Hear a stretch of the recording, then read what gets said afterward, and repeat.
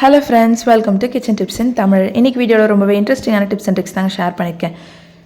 பூரினா எல்லாருக்கும் ரொம்ப பிடிக்குங்க. ஆனால் அந்த பூரியை கை வலிக்க தேய்க்கும் பொழுது ரொம்ப கஷ்டமாக இருக்கும். ஸோ ஈஸியாக நம்ம பூரியை ஒரு 5 நிமிஷத்தில் வீட்டில் இருக்க எல்லாருக்கும் செஞ்சு போடுறது எப்படின்ட்டு இந்த வீடியோவில் ஷேர் பண்ணியிருக்கேங்க. ஸோ வீடியோவை ஸ்கிப் பண்ணாமல் ஃபுல்லாக பாருங்கள். எல்லா டிப்ஸுமே உங்களுக்கு யூஸ்ஃபுல்லாக இருக்கும். வாங்க என்னென்ன டிப்ஸ் தான் வீடியோக்குள்ளே போய் பார்க்கலாம்.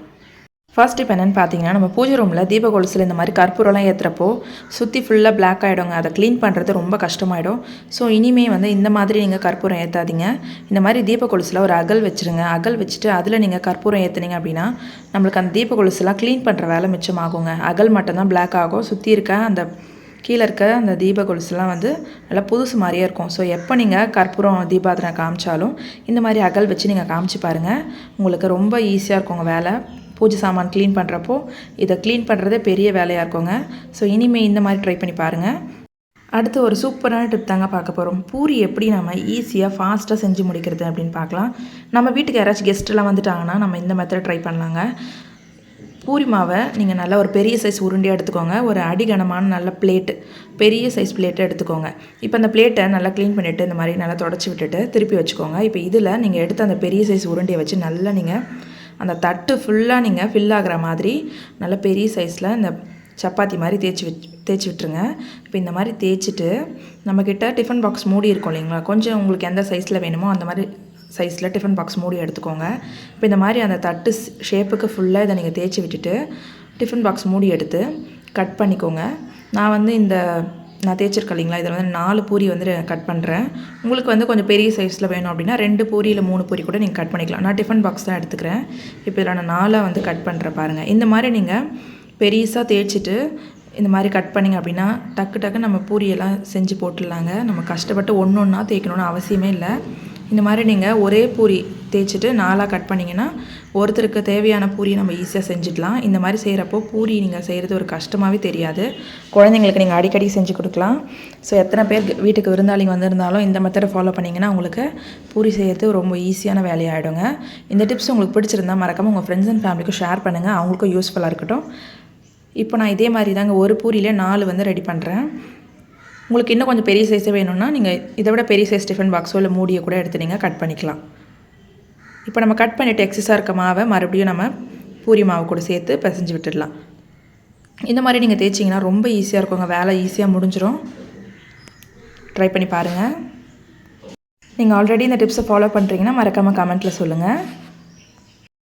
அடுத்துட்டு பார்க்கலாங்க. நம்மளுடைய மிக்ஸி மூடி இருக்கு இல்லைங்களா, ஸோ இந்த மிக்ஸி ஜார் மூடியில் அந்த லெதர் இருக்குது பார்த்தீங்களா, அது சம்டைம்ஸ் நம்மக்கிட்ட இருக்காது, மிஸ் ஆகிட்ருக்கோம் இல்லை கட் ஆகிட்ருக்கோம். ஸோ அந்த மாதிரி லெதர் இல்லை அப்படின்னா நம்ம அரைக்கிறப்போ அந்த சட்னியோ இல்லை எது அரைச்சாலும் அது வெளியே வர ஆரம்பிச்சிடும். ஸோ அந்த மாதிரி வராமல் இருக்கிறதுக்கு ஒரு சேஃப்டிக்கு ஒரு பலூன் எடுத்துக்கோங்க. இப்போ பலூனை மேலேயும் கீழே கட் பண்ணிவிட்டு அந்த சென்டர் பார்ட் மட்டும் எடுத்துக்கோங்க. இப்போ இந்த சென்டர் பார்ட் மட்டும் வச்சு நம்ம இதுக்கு ஒரு லெதர் மாதிரி ரெடி பண்ண போகிறோம். இது ஒரு எமர்ஜென்சிக்கு யூஸ் பண்ணிக்கோங்க. ரெகுலராக ஆனால் இதை யூஸ் பண்ணாதீங்க. இது ஹெல்த்துக்கு நல்லதில்லை. ஒரு அவசரத்துக்கு நம்ம இதை யூஸ் பண்ணிக்கலாம். இப்போ இதை நல்லா இந்த மாதிரி இழுத்து விட்டுட்டு ஒரு லெதர் மாதிரி இந்த மூடிக்கு நம்ம போட்டு விட்டுடலாம். ஸோ உங்கள்கிட்ட எமர்ஜென்சிக்கு இல்லைன்றப்போ இந்த மெத்தட் கண்டிப்பாக ரொம்ப யூஸ்ஃபுல்லாக இருக்கும். ட்ரை பண்ணி பாருங்கள். இப்போ இந்த மாதிரி நம்ம போட்டுவிட்டு அரைச்சோன்னா அரைக்கிறப்போ அந்த சட்னியோ எந்த நம்ம மிக்சியில் அரைச்சாலுமே அது வெளியே வராது. ரொம்ப கம்ஃபர்டபுளாக இருக்கும். ட்ரை பண்ணி பாருங்கள். இப்போ நம்ம கட் பண்ண இந்த மேல் பகுதியை வேஸ்ட்டாக தூக்கி போடாதீங்க. இதை வச்சு ஒரு யூஸ்ஃபுல்லான டிப் பார்க்கலாம். நம்ம குழந்தைங்களுடைய சிரப் பாட்டிலில் ஹேண்ட்பேக்கில் வச்சு வெளியே எடுத்துகிட்டு போகிறப்ப கீழெல்லாம் ஃபுல்லாக ஸ்ப்ரெட் ஆகிடும். பேக்கெல்லாம் உங்களுக்கு அந்த சிரப் ஊற்றிக்கும். அந்த மாதிரி ஆகாமல் இருக்கிறதுக்கு இந்த மேல் பகுதியை இந்த மாதிரி கேப் இருக்குது இல்லைங்களா, இந்த இடத்துல போட்டு விட்டுருங்க. இந்த மாதிரி போட்டுட்டிங்க அப்படின்னா சிரப் கொஞ்சம் கூட வெளியே வராது. பேக்கில் நம்ம சேஃபாக எடுத்துகிட்டு போகலாம். ட்ராவல் பண்ணுறப்போ இந்த டிப்ஸ் ரொம்ப யூஸ்ஃபுல்லாக இருக்கும். இந்த மாதிரி நீங்கள் குழந்தைங்களுடைய சிரப் பாட்டிலுக்கு அந்த மாதிரி நீங்கள் பலூனை கட் பண்ணி போட்டுட்டிங்க அப்படின்னா கொஞ்சம் கூட கீழே விழாதுங்க. ட்ரை பண்ணி பாருங்கள். நம்ம வீட்டில் தொடப்பத்தை எப்போவுமே இந்த மாதிரி மூலையில் கீழே போட்டு விட்டுருவோம். இந்த மாதிரி போட்டிங்கன்னா தொடப்பம் சீக்கிரமாக போயிடுங்க. ரொம்ப நாளைக்கு தொடப்பம் லைஃப் வரணும் அப்படின்னா இந்த மாதிரி மேலே ஒரு ஹோல்ஸ் போட்டு இந்த மாதிரி கயிறு கட்டி விட்டுருங்க. கயிறு கட்டிட்டு நீங்கள் ஒரு ஹேங்கரில் மாட்டி விட்டுருங்க. உங்கள் டோருக்கு பின்னாடி கூட ஒரு வால் ஹூக் கொட்டிட்டு அதில் மாட்டி விடுங்க.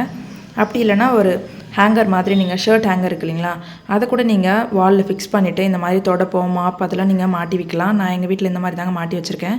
இந்த மாதிரி நீங்கள் மாட்டி வச்சிங்க அப்படின்னா தொடப்பம் ரொம்ப நாளைக்கு நல்லாயிருக்கும். கீழே போடுறதுனால தண்ணிலாம் பட்டு சீக்கிரம் டேமேஜ் ஆகும். ஓகே ஃப்ரெண்ட்ஸ், இந்த டிப்ஸ்லாம் யூஸ்ஃபுல்லாக இருக்கும்னு நினைக்கிறேன். ட்ரை பண்ணி பாருங்கள். பிடிச்சிருந்தா கமெண்ட் பண்ணுங்கள். இந்த வீடியோக்கு ஒரு லைக் கொடுக்க மறக்காதீங்க. இந்த மாதிரி யூஸ்ஃபுல்லான வீடியோஸ்லாம் மிஸ் பண்ணாமல் பார்க்க நம்ம சேனலை மறக்காமல் சப்ஸ்கிரைப் பண்ணிக்கோங்க. தேங்க்யூ.